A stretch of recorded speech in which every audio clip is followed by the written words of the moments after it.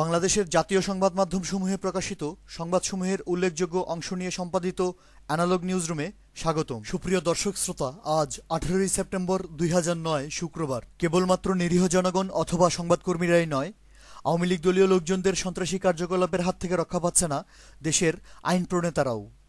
সরকার দলীয় ক্যাডাররা নোয়াখালীর হাতিয়া থেকে নির্বাচিত সংসদ সদস্য ফজলুল আজিমকে তার নিজের নির্বাচনী এলাকায় প্রবেশ করতে বাধা দেওয়ার বিস্ময়কর সংবাদ এসেছে দৈনিক ইত্তেফাক, আমার দেশ ও সমকাল পত্রিকায়।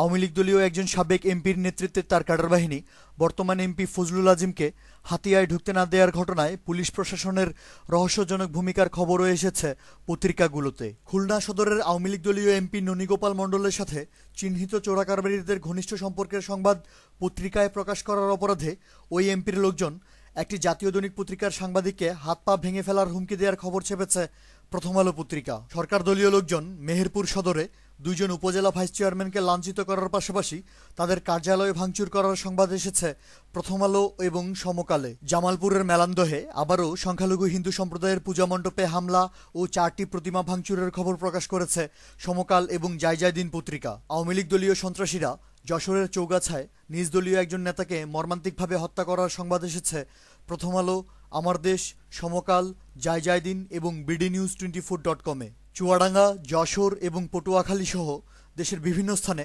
সাংবাদিকদের উপর সরকার দলীয় লোকজনদের লাগাতার নির্যাতন ও অত্যাচারের ঘটনায় সম্পাদকীয় ছেপেছে দৈনিক পত্রিকা প্রথম আলো। আওয়ামী লীগ সভাপতির লোকজন Bogura chamber of commerce and ইন্ডাস্ট্রিজের নির্বাচন উপলক্ষে নৈরাজ্য সৃষ্টির খবর, সন্ত্রাসের জনপদ ফেনীতে কুখ্যাত হাজারী বাহিনীর সাথে নিজ দলীয় প্রতিপক্ষ গ্রুপের সংঘর্ষের সংবাদ এবং দক্ষিণাঞ্চলীয় জেলা ভোলায় সরকার দলীয় দুই গ্রুপের টেন্ডার সংক্রান্ত বিরোধের কারণে রক্তক্ষয়ী সংঘর্ষের ঘটনায় মামলা হওয়ার খবর এসেছে দৈনিক সমকাল, আমাদের সময়, জায়জায়দিন, প্রথম আলো ও আমার দেশ পত্রিকায়।